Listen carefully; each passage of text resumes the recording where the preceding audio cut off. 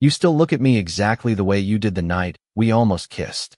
Morgan Molina said it so calmly that for a second, I wondered if the storm had somehow knocked 3 years out of my memory and dropped me back onto that balcony in Seattle. I stood beside the front windows of Silver Ridge Lodge, staring at a wall of Colorado snow that had swallowed the parking lot, the access road, and nearly everything beyond the closest pine trees. My name is Peter Quinn. I was 25, an architectural photographer from Seattle, and until that moment, I had been doing a respectable job pretending that Morgan was simply my best friend's older brother. Nothing more. I had arrived in Colorado that afternoon to photograph the newly renovated mountain lodge before its winter reopening. Johnny, my best friend since college, was away on a work trip and had planned to meet me in Colorado so we could drive up to the lodge together. But his connecting flight was canceled before he could get there.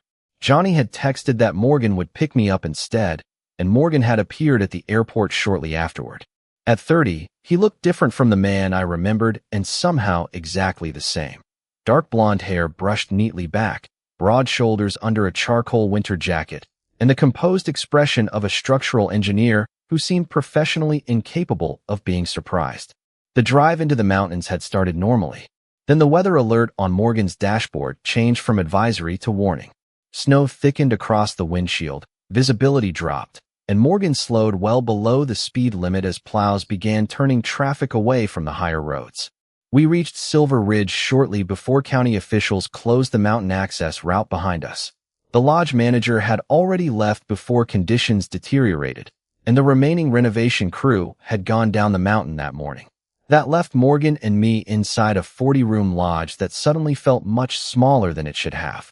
According to the county alert, the road would remain closed until crews could evaluate conditions after sunrise. I told myself one night was nothing.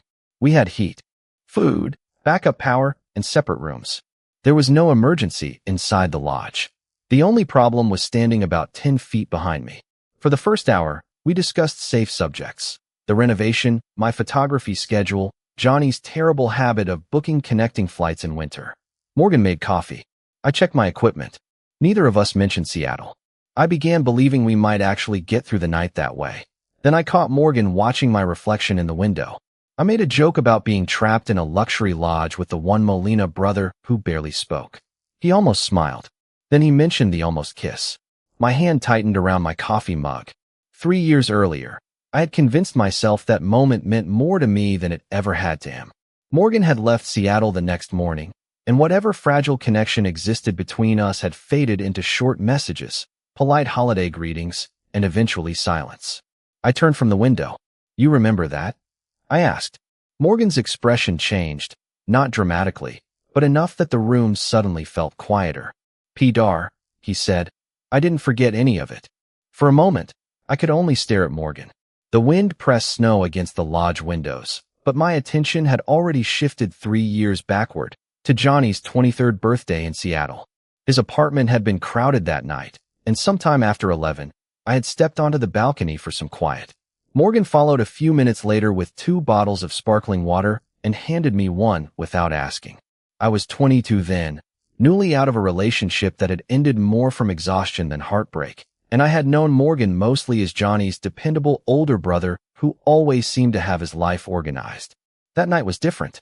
We talked for nearly an hour while the city lights stretched below us. Morgan told me his engineering firm was transferring him between projects so often that he had stopped unpacking completely. Then he admitted something I had never expected from him. "Everyone thinks being reliable means you always know what you are doing," he said. "Most of the time, it just means nobody." Asked if you were tired. I remember looking at him differently after that. He was not Johnny's accomplished older brother anymore. He was simply Morgan, standing beside me and admitting he did not have everything figured out. I told him that he did not need to impress me. He laughed softly and said, "That might be why talking to you is dangerous." I thought he was joking until neither of us looked away. The conversation stopped. He shifted slightly closer, slowly enough that I had every opportunity to move. I did not. I knew what was about to happen, and from the look in his eyes, so did he. Then the balcony door opened.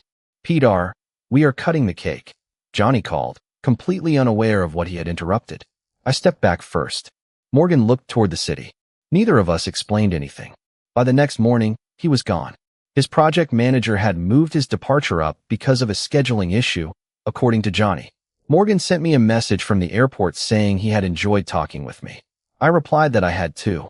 For several weeks, we exchanged occasional messages, but they became shorter and less personal until eventually there was nothing left to answer. I had spent 3 years interpreting that silence as regret.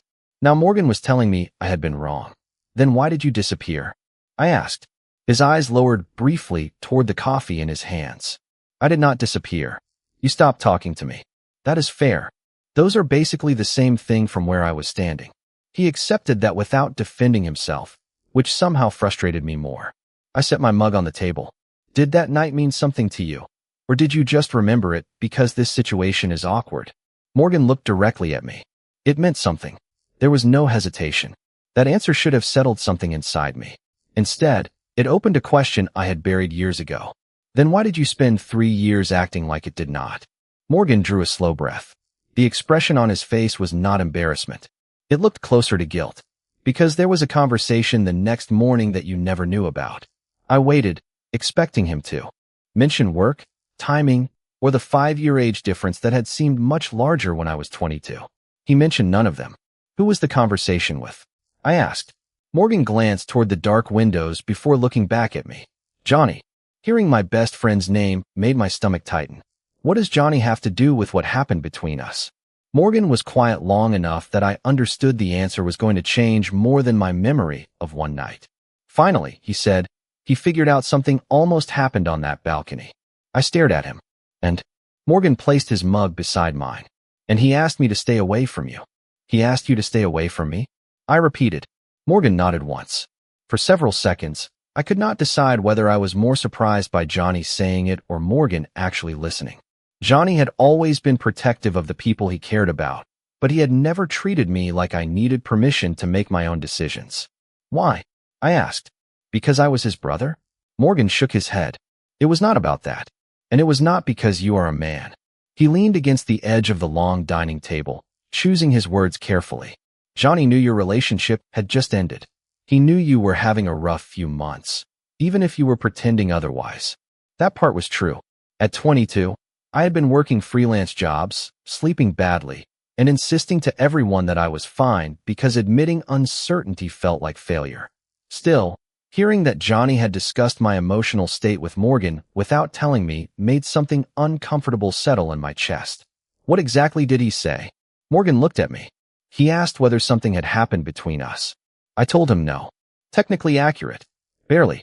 Under different circumstances, I might have laughed. I did not. Morgan continued. Then he asked if I wanted something to happen. I did not answer quickly enough. That sounded exactly like Johnny. He could read hesitation better than most people could read words. He told me you were trying to rebuild your life, and I was about to leave Washington again for another project. He thought I would become one more temporary thing you had to recover from. I understood the logic, which made me dislike it more, not less. Johnny had apparently been trying to protect me. Morgan had apparently believed he was doing the same. Neither of them had considered asking what I wanted. So Johnny told you not to pursue me, and you agreed? I told him I would not start something unless I knew I could give it a real chance. But you never told me any of that. No, you let me think you regretted almost kissing me. Morgan's jaw tightened slightly. I know. That was the moment my anger changed direction. Johnny had crossed a boundary, but Morgan had made his own choice. You were 27, Morgan. Johnny did not control you. I know that too. Before I could respond, the lights overhead flickered twice and went out. The lodge fell quiet except for the wind outside and the faint orange glow from the fireplace. Morgan immediately reached for his phone and switched on the flashlight. The backup generator should have transferred automatically, he said. His tone shifted into the practical calm of an engineer. The renovation crew tested it yesterday. I need to check the control panel. Is there any reason I should stay here? No. Bring your phone light. The utility room is downstairs. We took the interior service stairs rather than going outside. The emergency lights along the hallway remained on through their battery backup, giving us enough visibility to move safely. In the utility room, Morgan checked the generator panel and found that an overload protection switch had tripped during the transfer. He reset the affected circuit according to the labeled procedure beside the panel, waited, and the generator came online. A minute later, limited lighting returned upstairs. Nothing dramatic, he said. The backup system did what it was designed to do. It shut down instead of risking an overload. Back in the main room, I looked at him differently after that sentence. Morgan could explain a machine protecting itself by shutting down. Apparently, he had spent 3 years doing the same thing. There is one thing I still do not understand, I said. If Johnny had never talked to you that morning, what would you have done? Morgan stopped beside the fireplace. You mean after the balcony? No, I held his gaze. On the balcony. If Johnny had never opened that door, would you have kissed me? I expected hesitation, especially after everything he had just admitted. There was none. Yes, Morgan said. Then his expression became more serious. And Peter, that is not the part of that night I regret. Then what do you regret? I asked. Morgan looked toward the fireplace, where the flames had settled into a steady glow. With the lodge running on backup power, most of the overhead lights remained off, and the main room felt quieter than it had before. I regret letting you believe my silence was an answer, he said. That landed harder than I expected. For 3 years, I had filled that silence with my own explanation. I had decided Morgan had reconsidered the moment, decided I was too young, too connected to Johnny, or simply not worth complicating his life over.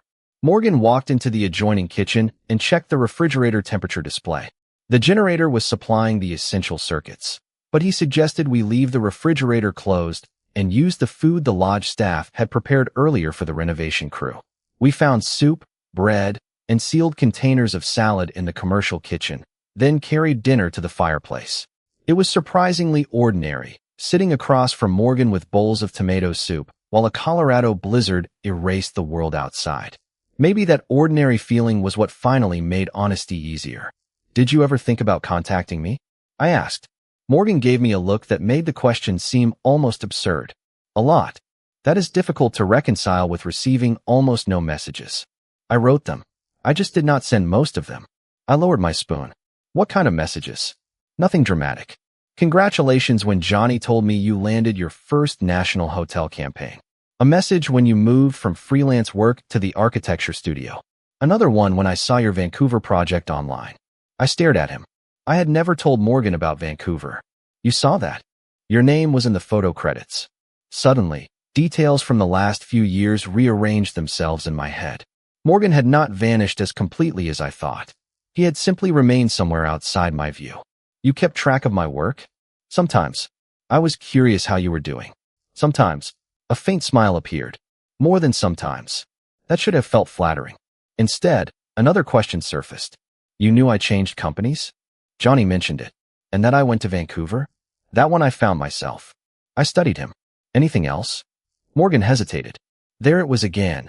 The pause that usually meant the truth was larger than the answer he wanted to give. At some point, you apparently stopped insisting that coffee had to be black. I almost laughed. How could you possibly know that? Johnny sent me a photograph from Thanksgiving last year. You were holding something that looked like it had enough milk in it to qualify as dessert. I finally laughed, and Morgan did too. The tension between us did not disappear, but it changed shape. For the first time that night, we were not talking only about what had gone wrong. We were discovering how much had quietly continued. After dinner, I checked the county road update. The closure remained in effect, with crews scheduled to reassess conditions after sunrise. My photography work would obviously have to wait until the weather cleared. Morgan added another log to the fireplace, then sat in the chair across from me. What about you? He asked. What about me? Did you ever think about contacting me? I could have lied. Instead, I told him about the birthday message I had written and deleted when he turned 29, and the photograph of a bridge project I almost sent because I knew he would appreciate the engineering. Morgan listened without interrupting. So we both spent years writing things the other person never saw, I said. Apparently. I looked toward the windows. Snow was still falling, but more lightly now. Then why today? Morgan frowned. What do you mean? 3 years of silence, and suddenly you volunteer to drive me up a mountain. His expression shifted. I had expected him to blame Johnny's canceled flight or simple convenience. Instead, he leaned forward and rested his forearms on his knees. There is something I should probably tell you about that. My pulse quickened. What? Morgan met my eyes. Johnny did not ask me to pick you up, Peter. Johnny called me when his connection was canceled, and said he was trying to figure out another way to get you up here. That was when I asked if I could pick you up myself. You asked to pick me up? I said. Morgan nodded. I knew you were coming to Silver Ridge 2 weeks ago. Johnny mentioned your assignment when we were talking about the reopening. I tried to fit that information beside everything else I had learned that night. So when his flight was canceled, you volunteered. Yes. Why did you not just tell me that at the airport? Because saying I wanted an excuse to spend time with you seemed like a complicated opening sentence after 3 years.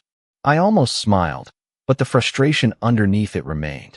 Morgan, do you hear yourself? You keep deciding what information I can handle before I even know there is a decision being made. He looked surprised, then thoughtful. You are right. I had expected an explanation, maybe even a defense. Instead, he accepted it. I thought I was being careful, he continued. 3 years ago, I told myself I was respecting Johnny. Tonight, I told myself I was avoiding making the drive uncomfortable. Both times, I made the choice for you. The admission changed the conversation.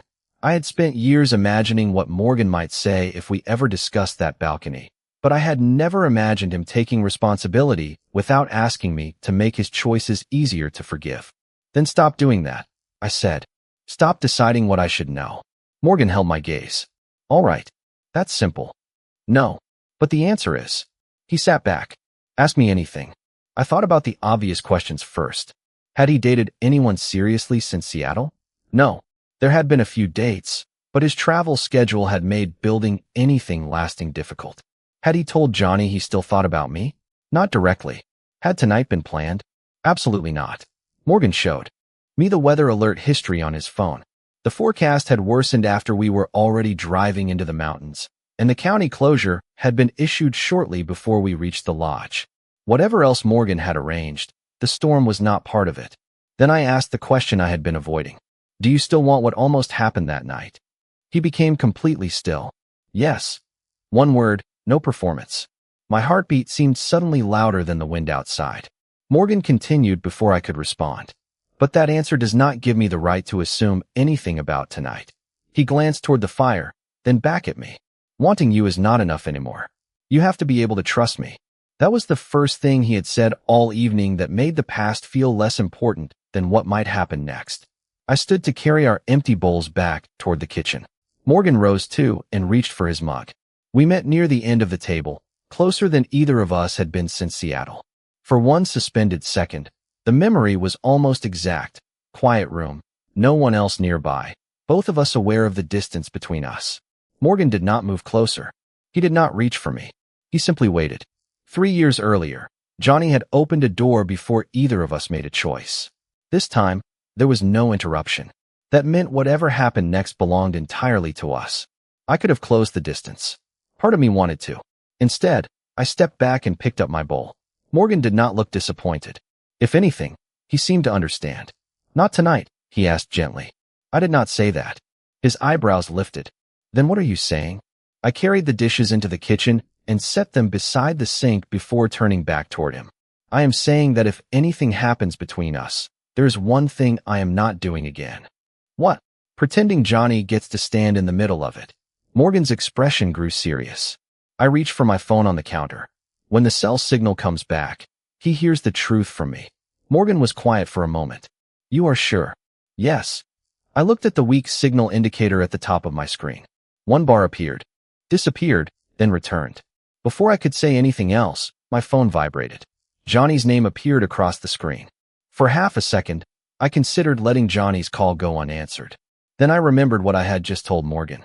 No more letting other people occupy the space between us without knowing it.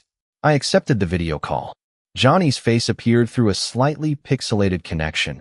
His brown hair flattened on one side like he had been wearing a baseball cap. There you are, he said. I have been trying both of you for 20 minutes. Are you okay? We are fine. The county closed the road, but the lodge has heat and backup power. Morgan moved into view behind me. Generator is running normally now. Johnny exhaled. Good. The weather report here makes it look like Colorado disappeared. Under normal circumstances, that would have been enough for a joke. Instead, I said, Johnny, I know what you told Morgan 3 years ago. Silence. Even with the unstable connection, I saw the change in his expression. What did he tell you? The truth. Johnny looked past me toward his brother. Morgan. He deserved to know. Yes, Johnny said quietly. He did. That answer surprised me more than denial would have. I asked Johnny why he had interfered. He did not dodge it. Because you had just ended things with Hamish. You were taking every photography job you could find, and you were barely sleeping. Morgan was leaving for another project. I thought I was protecting you from getting attached to somebody who might be gone again in a month. You could have talked to me. I should have. Instead, you talked to him. Yes. Johnny rubbed a hand over his face. I was 23, Pedar. I thought being your best friend meant preventing mistakes before they happened. I did not understand that deciding for you was its own mistake. I appreciated the apology, but something still bothered me. Did you really expect Morgan to stay away from me forever? Johnny looked confused. Forever? No. Morgan straightened behind me. Johnny continued. I told him to leave it alone then. That was 3 years ago. He thought you still had a problem with it. Johnny's eyes shifted toward Morgan. Wait. You never told him. Morgan's voice was careful. Told me what? Johnny stared at his brother through the screen. Morgan, we talked about this last year. The room seemed to narrow around that sentence. What conversation? I asked. Johnny hesitated, apparently realizing he had just opened a door Morgan had kept closed. I called him after Thanksgiving. You had been at my parents' house, and after you left, Mom asked why you and Morgan never seemed to be around at the same time anymore. It made me realize how ridiculous the whole thing had become. Morgan said nothing. Johnny continued. I told Morgan that what I said 3 years ago was unfair.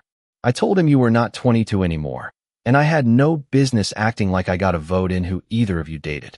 I specifically told him that if he still had feelings for you, he should talk to you. My hand lowered slightly, almost taking the phone out of frame. When was this? Last November, just after Thanksgiving. Almost a year ago.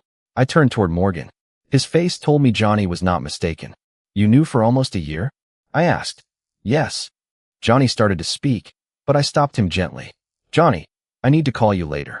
He understood immediately. Okay. Pedar, for what it is worth, I am sorry. I know. I ended the call. The lodge became painfully quiet again. Morgan stood several feet away, no longer protected by Johnny's old request or the excuse of keeping a promise. You had almost an entire year, I said. I did. You could have called me. Yes. You could have sent one of those messages you kept writing. Yes. There was no argument left for him to make, and he knew it. I set my phone on the counter. Then Johnny was not the reason anymore. No, so what was? Morgan looked down briefly, then back at me. For the first time all night, the controlled confidence I associated with him seemed to disappear completely. Because by then, he said, the person stopping me was not Johnny. I waited. Morgan drew a breath. It was me. What were you afraid of? I asked. Morgan did not answer immediately. He walked back toward the fireplace, but this time the movement did not look like avoidance. It looked like someone trying to put an honest thought into words before speaking. You saying no? He finally said. I had expected something more complicated. Work, distance, timing, maybe another explanation involving Johnny. Instead, Morgan gave me the simplest answer possible. That is it. I asked. Not exactly. He sat down and looked at me. When Johnny called last November, I had already spent 2 years telling myself I had done the responsible thing. Then suddenly he removed the reason I had been using to justify it. So you could have contacted me. Yes. And that scared me more than when I thought I could not. I sat across from him. Morgan had spent years designing and inspecting structures where uncertainty was something to identify, calculate, and reduce. I was beginning to understand that he approached his personal life the same way. You wanted to know what would happen before you took the risk, I said. Basically, that is not how people work. I know that now. Morgan clasped his hands loosely. By last year, you had a good job. You were traveling. Johnny talked about you like you were doing well. I started wondering whether contacting you would be for your benefit or mine. And you decided that for me too. Yes. His willingness to admit it stopped me from turning the conversation into an argument. Morgan was not asking me to excuse him. He was finally showing me the flaw beneath all those reasonable explanations. I thought you might tell me you had moved on, he continued, or that the balcony meant nothing anymore. And if you did, I would have to accept that I waited too long. I leaned back. So instead, you guaranteed that I never got to answer. Morgan gave a small, rueful nod. When you say it that way, it sounds terrible. There is not a particularly flattering way to say it. That earned the faintest smile, but it vanished quickly. You are right. The storm outside had weakened to a light snowfall, and the windows were beginning to show faint shapes beyond the glass again. Morgan looked toward them, then back at me. I cannot fix 3 years tonight. I also cannot promise that. Whatever happens next will work perfectly. He paused. But I can stop hiding behind reasons that are really just fear. Something shifted in me then. Not forgiveness exactly. Trust did not rebuild because someone delivered one good sentence. But for the first time, Morgan was not explaining why he had stayed silent. He was risking an answer he could not control. So ask, I said. His eyebrows drew together. Ask what? Whatever you have been too afraid to ask for the last year. Morgan took a breath. All right. Would you be willing to start over with me? My chest tightened. He continued before I answered. Not pick up where we stopped 3 years ago. We are not those people anymore. I mean actually get to know each other now. Dinner when we are back in Seattle. A phone call when I am traveling. Something real enough that neither of us has to guess what the other person means.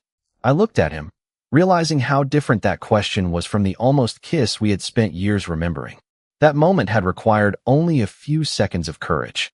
This required considerably more. And if I say no? I asked. Morgan held my gaze. Then I will respect it. I will not disappear, and I will not make you wonder what happened. You will know exactly where I stand. Before I could answer, headlights swept faintly across the snow outside. Morgan stood and walked to the window. A county snowplow was moving slowly along the access road below the lodge. My phone buzzed seconds later with an updated road notice. Crews had begun clearing the mountain route, with reopening expected later that morning if conditions remained stable. Morgan read the message over my shoulder. Neither of us spoke for a moment. We had spent the night acting as if the storm had given us unlimited time. Suddenly, it had not. Morgan stepped back, leaving the question exactly where he had placed it. You do not have to answer because the road is opening, he said. I know. But as the plow disappeared around the bend, I realized something else. In a few hours, Morgan and I would no longer be trapped together. Whatever I chose after that would be the first choice neither the storm, Johnny, nor our past could make for me. By 9 that morning, the county alert changed from road clearing in progress to open with winter driving restrictions. The storm had moved east, leaving Silver Ridge under several feet of fresh snow and a sky so clear it almost made the night before feel impossible. The lodge manager called to confirm that the maintenance crew would return after the roads improved further, and my photography schedule was pushed to the following day. Morgan checked the lodge systems one more time while I packed the equipment I had unpacked before the power interruption. Neither of us mentioned his question. That mattered. The Morgan I had known 3 years earlier might have filled the silence with explanations, trying to make the outcome easier to predict. This Morgan let me think. Around 10, we carried our bags to his sport utility vehicle. The main access road had been plowed, but packed snow remained along the shoulders, and the county warning advised reduced speeds and extra following distance. Morgan brushed several inches of snow from the vehicle, cleared the windows and lights completely, then started the engine while I secured my camera cases in the cargo area. Everything about leaving felt strangely normal. That was what made it difficult. There was no dramatic countdown, no reason we had to decide our entire future before reaching the bottom of the mountain. I can take you into town, Morgan said. The hotel there confirmed your room is ready. I will come back to the lodge once the crew arrives. I nodded. Sounds good. He looked at me for a second, and I could tell he wanted to ask whether I had an answer. He did not. Instead, he closed the cargo door and said, Whatever you decide, I am glad I finally told you the truth. That sentence stopped me. Not because it was romantic, but because there was no demand hidden inside it. For 3 years, our story had been shaped by people trying to prevent uncomfortable outcomes. Johnny had tried to protect me. Morgan had tried to protect himself. I had protected my pride by pretending the almost kiss meant nothing after Morgan disappeared. We had all called avoidance something more respectable. I reached for the passenger door, then stopped with my hand on the handle. Morgan. He turned. I have an answer. His expression remained calm, but his attention sharpened immediately. I stepped away from the vehicle. I do not want to finish what happened on that balcony. For the first time that morning, Morgan looked genuinely caught off guard. Okay. He did not ask me to explain. That somehow made me want to. That moment belonged to two people who could not say what they wanted. I spent 3 years turning it into something bigger because it never had an ending. Morgan nodded slowly. I understand. I am not sure you do. I moved closer, stopping comfortably in front of him. I do not want the kiss we almost had 3 years ago. His eyes searched mine. Then what do you want? A first kiss that belongs to who we are now. I gave him enough time to understand exactly what I meant, then leaned in. Morgan met me halfway. The kiss was brief and gentle, less dramatic than the version I had imagined years earlier, and far more meaningful because neither of us had guessed our way into it. When we stepped apart, Morgan smiled, and I realized I had almost never seen him look uncertain and happy at the same time. Does that mean dinner in Seattle? He asked. It means dinner. One dinner. After that, you asked me about the second one. I can work with that. Good. You need practice. He laughed, and the sound followed us as we finally got into the vehicle. Before Morgan shifted into drive, my phone vibrated with a message from Johnny. He wanted to know whether we had survived the conversation after his call. I typed back that we were fine, then paused. Morgan noticed. Everything okay? Yes. But there is something funny about Johnny acting like he accidentally put us in this situation. Morgan glanced over. What do you mean? I locked my phone and looked at him. There was one part of this trip I had not told Morgan yet. You were not the only one who knew there was a chance we would see each other at Silver Ridge. His expression changed. Peter, what are you talking about? I smiled despite myself. There is something Johnny did not tell you. Morgan kept one hand on the steering wheel, but did not pull away from the lodge. What did Johnny not tell me? He asked. A few weeks ago, he mentioned that you were overseeing the structural work here. Morgan stared at me. Before you accepted the photography assignment? Before I accepted it. His eyebrows lifted. So you knew I would probably be here. I knew there was a chance. The surprise on his face slowly turned into understanding. I admitted that my studio had offered me 2 winter assignments that week. Silver Ridge was the better project professionally, but it was not the only one I could have taken. When Johnny casually mentioned Morgan's involvement, I chose Colorado. Why? Morgan asked. Probably for the same reason you volunteered to pick me up. I looked through the windshield at the freshly cleared road. I wanted to know whether that night still mattered when we were not 22 and 27 anymore. Morgan smiled. So both of us engineered an excuse to see each other. You are the engineer. I merely selected an assignment strategically. Important distinction. We laughed, and something about that laughter finally loosened the last knot left from the night before. The storm had trapped us together by accident, but meeting again had not been entirely accidental for either of us. 6 months later, summer had returned to Seattle. Morgan had completed his work at Silver Ridge and accepted a Pacific Northwest position with the same engineering firm, one that reduced his travel without requiring him to abandon the career he had spent years building. He made the career choice because it was right for him, then talked to me openly about what the change would mean for us, which mattered more than he probably realized. We had also kept our promise about starting slowly.